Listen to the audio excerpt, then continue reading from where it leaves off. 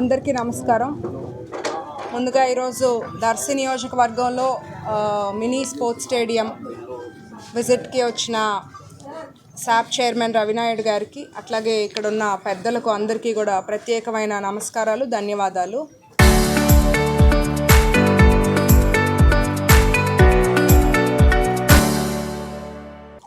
మనందరికీ తెలిసిన విషయమే, అభివృద్ధి అంటూ జరిగింది గతంలో తెలుగుదేశం పార్టీ హయాంలోనే.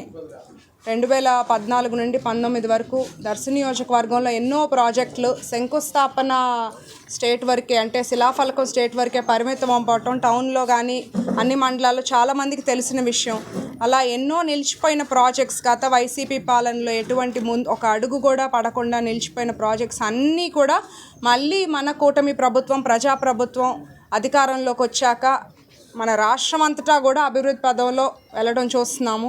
గౌరవ ముఖ్యమంత్రి చంద్రబాబు నాయుడు గారు, డిప్యూటీ సీఎం పవన్ కళ్యాణ్ గారు, అట్లాగే మన యువ నాయకులు నారా లోకేష్ అన్న కృషితో ఆంధ్ర రాష్ట్రం అభివృద్ధి పదంలో వెళ్ళడం చూస్తున్నాము. అన్ని వర్గాల ప్రజలకు అందుబాటులో ఉంటూ అన్ని రంగాల్లో రాష్ట్రాన్ని ముందుకు తీసుకెళ్తున్నారు. ఇవాళ చూస్తే మనం ఇక్కడ ఎన్టీఆర్ కేవీకే క్రీడా వికాస్ కేంద్రం గతంలో శంకుస్థాపన చేసి లాస్ట్ ప్రభుత్వం ఒక అడుగు కూడా ముందుకు పడకుండా ఉన్నది. ఇప్పుడు 2,40,00,000తో మనం మినీ స్పోర్ట్స్ స్టేడియం ఏర్పాటు చేసుకుంటున్నాము. ముఖ్యంగా ఇక్కడ ఏంటంటే యువతకి, విద్యకి, ఉపాధి అవకాశాలకి, అట్లాగే స్పోర్ట్స్లో కూడా సమాన ఒక ఇంపార్టెన్స్ ఇచ్చే ప్రభుత్వం. వాళ్ళని ముందుకు తీసుకెళ్ళాలి అన్ని రంగాల్లో అని ఆలోచన చేసి ఇప్పుడు మన యువతకి ఇక్కడ కనుక అందుబాటులో ఒక స్టేడియం ఉంటే వాళ్ళకి హెల్త్ ఫిట్నెస్ పరంగానే కాదు, రేపు స్పోర్ట్స్లో మన జిల్లా స్థాయిలో కానీ స్టేట్ లెవెల్లో కానీ లేదా నేషనల్స్లో కూడా మన యువతకి ఇక్కడ గుడ్ ట్రైనింగ్ అన్నీ ఉండి కోచెస్ ఆధ్వర్యంలో జరిగితే ఏంటంటే మంచి అవకాశాలు ఉంటాయి. మన రాష్ట్రానికి పేరు వస్తుంది, మన దేశానికి పేరు వస్తుంది. అట్లాగే రేపు స్పోర్ట్స్ కోటాలో కూడా వాళ్ళకి మరిన్ని అవకాశాలు వస్తాయని ఆలోచన చేసి ఇప్పుడు మనకి శాప్ ఆధ్వర్యంలో అట్లాగే ఈ స్పోర్ట్స్ స్టేడియం మనకి తొందరగా వర్క్ జరిగిపోయి ఇంకా నెక్స్ట్ మన ఆగస్ట్లో నేషనల్ స్పోర్ట్స్ డే రోజుకి ఓపెనింగ్ చేసుకునేలాగా దీనికి సహకరించిన శాప్ చైర్మన్ గారికి ప్రత్యేకమైన ధన్యవాదాలు. అట్లాగే మండిపల్లి రాంప్రసాద్ రెడ్డి గారికి, మరొకసారి సీఎం గారికి, డిప్యూటీ సీఎం గారికి, లోకేష్ అన్నకి మా దర్శి నియోజకవర్గం యువత తరపున, ప్రజల తరపున, అందరి తరపున ప్రత్యేకమైన ధన్యవాదాలు. ఈ స్పోర్ట్స్ స్టేడియంని ప్రతి ఒక్కళ్ళు, స్కూల్ పిల్లలైనా, కాలేజ్ పిల్లలైనా, యువత అయినా ప్రతి ఒక్కళ్ళు దీన్ని ఉపయోగించుకోవాలి. లోపల బ్యాడ్మింటన్ కోర్ట్స్ కానీ అండ్ టీటీ ఆడుకోవడానికి, చెస్, క్యారమ్స్, అట్లాగే యోగా చేసుకునేందుకు కూడా అనుకూలంగా ఫెసిలిటీస్ అండ్ బయట కూడా వాలీబాల్కి అండ్ చుట్టూ కూడా వాకింగ్ ట్రాక్ ఏర్పాటు చేస్తున్నాము. ఇంత మంచి ఫెసిలిటీస్తో స్పోర్ట్స్ స్టేడియం ఇప్పటి వరకు దర్శి నియోజకవర్గంలో ఎవరూ తీసుకురాలేకపోయారు. మన ప్రజాప్రభుత్వం వచ్చాక ఇలా ఒక మంచి డెవలప్మెంట్ రావటం నాకు చాలా ఆనందంగా ఉంది. త్వరలో ఈ స్పోర్ట్స్ స్టేడియం స్టార్ట్ చేసుకొని యువత అందరికీ ఇది అందుబాటులో ఉండి మరిన్ని వాళ్ళకి ఎంటర్టైన్మెంట్కి అండ్ మరిన్ని అవకాశాలకి హెల్ప్ అవుతుందని గట్టిగా నమ్ముతున్నాను. ఇప్పుడు యువతకు నాయకత్వం ఇస్తే ఎలాంటి అభివృద్ధి కార్యక్రమాలు జరుగుతాయనే దానికి నిలువెత్తు నిదర్శనం దర్శి నియోజకవర్గంలో ఈరోజు ఇండోర్ మల్టీపర్పస్ స్పోర్ట్స్ క్రీడా వికాస కేంద్రం ఈరోజు మీకు ప్రారంభానికి సిద్ధంగా ఉండడాన్ని మీ కళ్ళారా చూశారు. లక్ష్మి గారు ఈరోజు ప్రజల మన్ననలు పొంది ప్రజాక్షేత్రంలో ఈరోజు ఒక డాక్టర్గా, అదేవిధంగా ఒక ఆదర్శవంతమైన మహిళగా నియోజకవర్గ బాధ్యతలు నిర్వహిస్తున్నారు. వచ్చిన బాధ్యతలు తీసుకున్న నాటికి మనం వాస్తవం చెప్పాలంటే 30 రోజుల్లో ఈ స్థాయి ఎలక్షన్ నాకు తెలిసి రాష్ట్రంలో ఎప్పుడు జరిగింది లేదు. ప్రజలు మన్ననలు పొందారు. ఆ రోజున్న అతి తక్కువ కాలంలో, అంతే తప్ప వాస్తవానికి అయినా కూడా ఆ రోజు నుంచి ఈ రోజు వరకు మళ్ళీ ప్రజలతోనే ఉన్నారు. ఈ నియోజకవర్గానికి ఏం కావాలి, ఏం చేస్తే ఈ నియోజకవర్గం అభివృద్ధి చెందుతుంది, ఒక ఆదర్శవంతమైన నియోజకవర్గంగా పదవులు ఉన్నా లేకపోయినా ప్రజలు ఇచ్చిన బాధ్యతను, పార్టీ ఇచ్చిన బాధ్యతను సమర్థవంతంగా నిర్వహిస్తున్నారు. దానిలో భాగంగానే ఇన్ఛార్జిగా బాధ్యతలు తీసుకున్న తర్వాత 2017లో ఆ రోజు అప్పటి ముఖ్యమంత్రి, ఇప్పటి ముఖ్యమంత్రి నారా చంద్రబాబు నాయుడు గారు ప్రతి నియోజకవర్గంలో క్రీడా వికాస కేంద్రాలు ఉండాలి, మల్టీపర్పస్ స్పోర్ట్స్ ఉండాలి, ఒకటి ఆరోగ్యంగా పిల్లలందరూ గ్రౌండ్ వైపు రావాలి, విద్యతో పాటు క్రీడలు కూడా మన పిల్లలందరూ భాగస్వాములు కావాలని ఆ రోజు బెస్ట్ స్పోర్ట్స్ పాలసీ ఇచ్చి ఆ రోజు దాదాపు 135 నియోజకవర్గాల్లో క్రీడా వికాస కేంద్రాలు శాంక్షన్ చేయడం జరిగింది. ఆ 135 నియోజకవర్గాల్లో దర్శి నియోజకవర్గానికి సంబంధించి కూడా ఆ రోజు క్రీడా వికాస కేంద్రం శాంక్షన్ చేయడం జరిగింది. ఆ రోజు 2 కోట్ల రూపాయలు ఇచ్చారు. అడ్మినిస్ట్రేషన్ శాంక్షన్ ఇచ్చారు, డిపిఆర్ ఇచ్చారు, ఫౌండేషన్ స్టోన్ వేశారు, కన్స్ట్రక్షన్ మొదలుపెట్టారు. క్రీడలకు గ్రహణం పట్టింది, రాష్ట్రం గ్రహణం పట్టింది 2019లో. 2,41 కోట్ల నిధులు కేటాయించడం జరిగింది మల్టీపర్పస్ యూజేజ్గా. ఆ రోజు మనం ఒక అడిషన్ అంతకుముందు ఏదైతే మనకు సంబంధించి 25 లక్షల రూపాయలు 2017లోనే శాంక్షన్ చేసాం. ఆ కన్స్ట్రక్షన్ ఏదైతే అయిపోయిందో అంతవరకు కూడా ఆ రోజు రిలీజ్ చేయడం కూడా జరిగింది. అప్పుడున్న ఏదైతే ఉందో ఇది రీటెండర్ చేసి ఆ రోజే పూర్తయితే అది 2 కోట్లతో అయ్యేది. ఈరోజు 2.5 కోట్లు అయింది. ఆ రోజు పూర్తి అయిపోయింటే అది 2 కోట్లతో అయిపోయింది. ఇప్పుడు ఇంకా రీఎస్టిమేషన్ వేయడంతో సిమెంట్ రేటు, స్టీల్ రేటు అన్నీ పెరిగాయి, మీకు అన్నీ తెలుసు. ఆ 5 ఏళ్ళు గ్రహణం పట్టిట్టు సర్వనాశనం చేశారు. ఇది క్రీడా వికాస కేంద్రం. ఇది రాష్ట్రంలో ఇటు ముఖ్యమంత్రి గారు, ఇటు నారా లోకేష్ గారు క్రీడా రంగాన్ని సమర్థవంతంగా ప్రోత్సహిస్తున్నారు.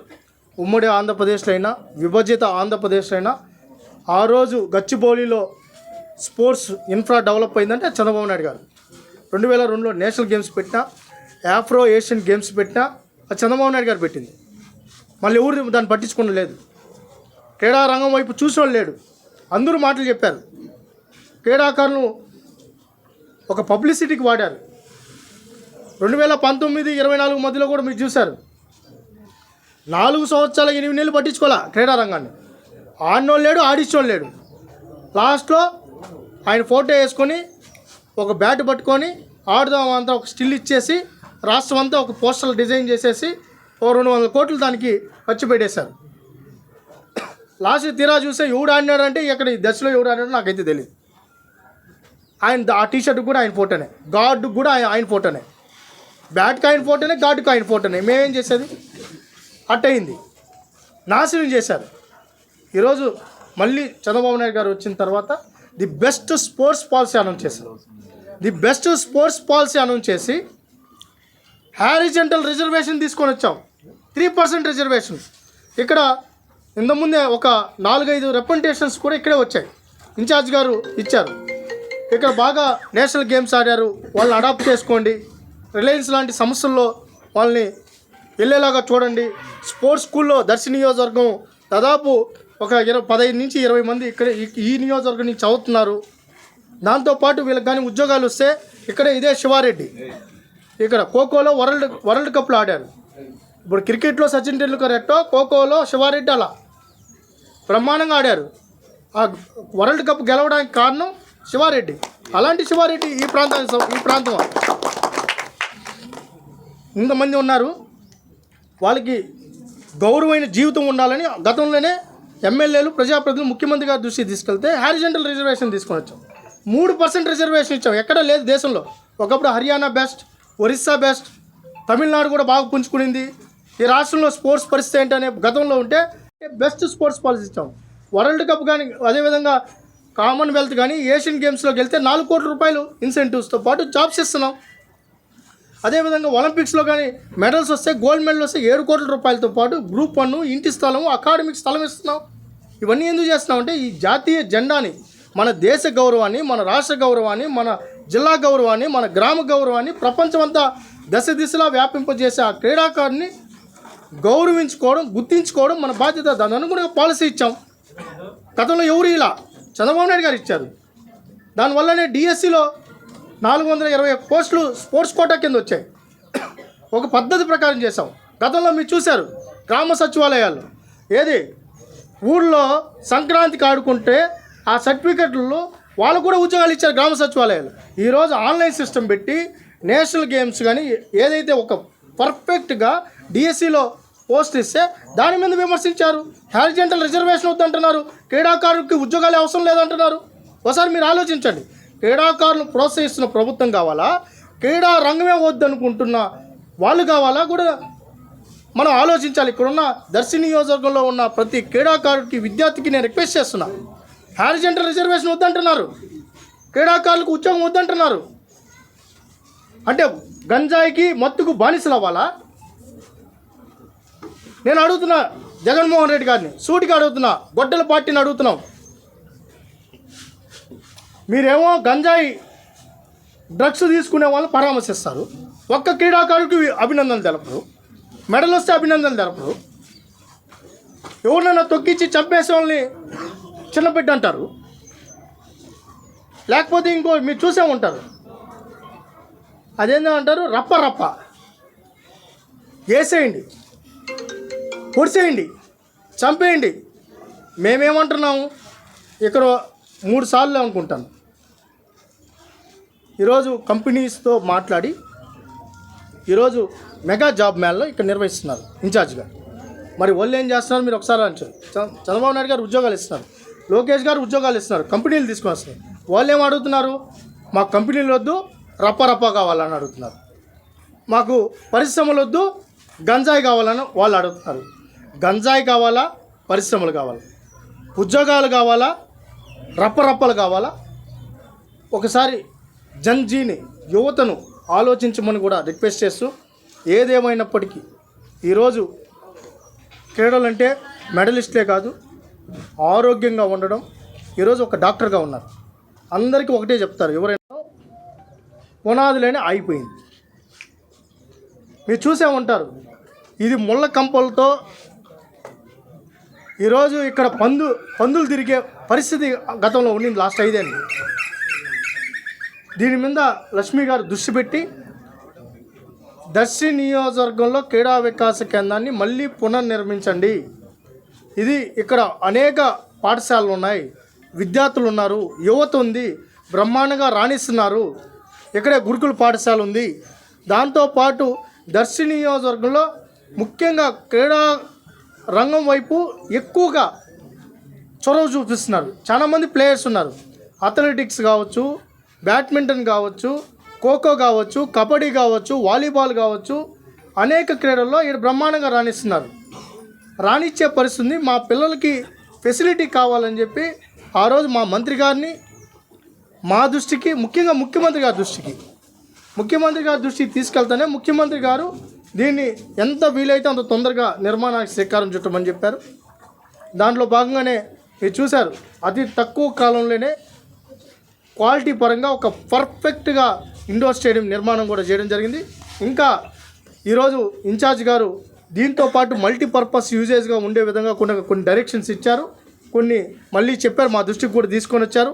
ఒకటి పికిల్ బాల్ కావచ్చు, క్రికెట్ బాక్స్ కావచ్చు, అదేవిధంగా బాస్కెట్బాల్ కూడా ఇక్కడ ఆడే విధంగా, అంటే 11 డిసిప్లిన్స్, టేబుల్ టెన్నిస్, చెస్, క్యారమ్తో పాటు ఏదైతే ఉందో రిమైనింగ్ ఏదైతే కబడ్డీ, ఖోఖో ఆల్రెడీ మనం లేకపోయినా అవన్నీ కూడా చేసాం. ది బెస్ట్ క్లబ్ అవ్వాలి, స్పోర్ట్స్ క్లబ్ అవ్వాలి, ఆ విధంగా ఉండాలని కూడా చెప్పారు. దానికి అనుగుణంగా కూడా ఈరోజు దానికి కావాల్సిన నిధులు కూడా సమకూరుస్తాం.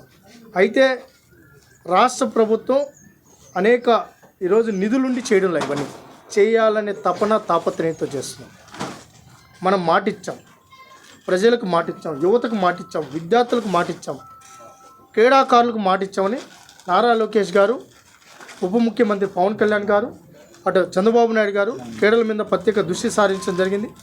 నిధులు కొరత ఉన్నప్పటికీ చేయాల్సినన్నీ చేస్తున్నాం. ఈరోజు దర్శి నియోజకవర్గంలో ఇలాంటి ఇండోర్ స్టేడియం వస్తుందని మీరు కూడా ఊహించలా.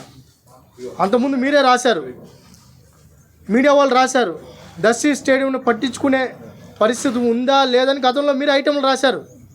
మేము పట్టించుకున్నాం, ఈ కూటమి ప్రభుత్వం పట్టించుకుంది, ఇన్ఛార్జ్ గారు పట్టించుకున్నారు, ఈ ప్రభుత్వం పట్టించుకుని, స్పోర్ట్స్ అథారిటీ పట్టించుకునింది. కాబట్టే ఇంకొక 20 రోజుల్లో ఇప్పుడే ఇన్ఛార్జ్ గారు కూడా స్పోర్ట్స్ డే అని చెప్పారు. ముఖ్యమంత్రి గారు ఏదైతే ఉందో ముఖ్యమంత్రి గారి ఆధ్వర్యంలో ఈ ఏదైతే ఇండోర్ స్టేడియం కూడా ప్రారంభోత్సవానికి ఖచ్చితంగా దానికి అనుగుణంగా కూడా కార్యాచరణ రూపొందిస్తామని కూడా తెలియజేసుకుంటూ, ఫస్ట్ ఆరోగ్యం ముఖ్యం. ఈ రాష్ట్రాన్ని ఆరోగ్యంగా ఉంచాలి, ఈ దేశాన్ని ఆరోగ్యంగా ఉంచాలి. అందుకే నరేంద్ర మోడీ గారు ఫిట్ ఇండియా, ఫిట్ మూమెంట్ కార్యక్రమం తీసుకొని ఖేలో ఇండియా ద్వారా అక్కడ అనేక కార్యక్రమాలు తీసుకున్నాం. అదే పరిస్థితుల్లో ఇక్కడ కూడా క్రీడాకారులను, క్రీడా రంగం వైపు మన పిల్లలు ఉండాలి. నారా లోకేష్ గారు కూడా ఈరోజు ఆడబిడ్డలకి రక్షణగా ఈరోజు మనం చూసే ఉంటాం. ప్రతి స్కూల్లో పోయి మీరు ఒకసారి చూడండి. ఈరోజు పిల్లలకి సెల్ఫ్ డిఫెన్స్ కోర్సులు నేర్పిస్తున్నారు, వాళ్ళకే రక్షణ కల్పించండి. దాంతోపాటు యోగా, ఈరోజు ప్రతి స్కూల్లో యోగా నిర్వహించే విధంగా ఈరోజు మనం ముందుకు చొరవ తీసుకోవడం జరిగింది. చెస్ కూడా ఈ నుంచి ఇన్వాల్వ్ చేయాలనుకున్నాం. ఈరోజు స్పోర్ట్స్ ఎక్విప్మెంట్ ప్రతి స్కూల్కి 30,000 రూపాయలు స్పోర్ట్స్ ఎక్విప్మెంట్ ఇస్తున్నాం. కేంద్ర రాష్ట్ర ప్రభుత్వాలతో కలుసుకొని గ్రౌండ్స్ను మరమ్మతు చేస్తున్నాం. ఇవన్నీ ఒక పద్ధతి ప్రకారం చేయడం. ఎందుకంటే మానసిక ఒత్తిడికి గురవుతున్నారు పిల్లలు. చిన్న చిన్న వాటికే తల్లిదండ్రులు ఏదో అన్నారనో, ఫోన్ లేదనో, టీచర్లు ఏదో అన్నారనో, ఫ్రెండ్స్ మాట్లాడలేదనో, ఏదైనా చిన్న చిన్న వాటికే ఈరోజు ఆత్మహత్యలు చేసుకునే పరిస్థితి రాష్ట్రంలో ఉంది. మన పిల్లలు మానసికంగా, శారీరకంగా దృఢంగా ఉండాలంటే క్రీడల వైపు మన పిల్లలు మొగ్గు చూపాలి. ఈరోజు గెలుపోటములు తట్టుకునే శక్తి, సామర్థ్యం పిల్లలకు రావాలనే ఉద్దేశంతో చంద్రబాబు నాయుడు గారు ఈరోజు యోగాంధ కార్యక్రమం తీసుకున్నా, అమరావతి ఛాంపియన్షిప్ తీసుకున్నా, ఏది తీసుకున్నా ఈరోజు మన పిల్లలు ఆరోగ్యంగా ఉండడం కోసం ఒక పక్క ఆరోగ్యం, ఒక పక్క మెడలిస్టులు తయారు చేయాలని కాన్సెప్ట్తో ముందుకెళ్తున్నాం. దాంతోపాటు రాష్ట్ర వ్యాప్తంగా 175 నియోజకవర్గాల్లో ఈ నెల నుంచి ఆగస్టు 29వ తేదీ వరకు అమరావతి ఛాంపియన్షిప్ నిర్వహించడం జరుగుతుంది. నియోజకవర్గం, జిల్లా, రాష్ట్ర స్థాయి దాదాపు 2 లక్షల మందిని ఇన్వాల్వ్ చేస్తున్నాం. ఇదన్నీ కూడా క్రీడాకారులు, విద్యార్థులు భాగస్వాములు కావాలని కూడా కోరుకుంటూ, ఏదేమైనప్పటికీ ఈ రాష్ట్రాన్ని క్రీడాంధ్రప్రదేశ్గా మార్చాలి, క్రీడా దర్శిగా మార్చాలని ఇక్కడ ఇన్ఛార్జ్ గారు సంకల్పంతో ఉన్నారని కూడా తెలియజేసుకుంటూ, ఇటు మున్సిపల్ డిపార్ట్మెంటు అదేవిధంగా సమన్వయంతో ఈ క్రీడా వికాస కేంద్రాన్ని ఒక పర్ఫెక్ట్ క్రీడా వికాస కేంద్రంగా కూడా మార్చడం జరుగుతుందని మరొకసారి తెలియజేసుకుంటూ, ఈరోజు ఇన్సైట్ తీసుకున్న ఇన్ఛార్జ్ గారికి, అదేవిధంగా లలిత్ బాబు గారికి, మున్సిపల్ చైర్మన్ గారికి, అదేవిధంగా పార్టీ సీనియర్లకు, ప్రతి ఒక్కరికి హృదయపూర్వక కౌన్సిలర్లకు కానీ, మండల పార్టీ అధ్యక్షులకి అందరికీ కూడా హృదయపూర్వకంగా కృతజ్ఞతలు తెలియజేసుకుంటాం.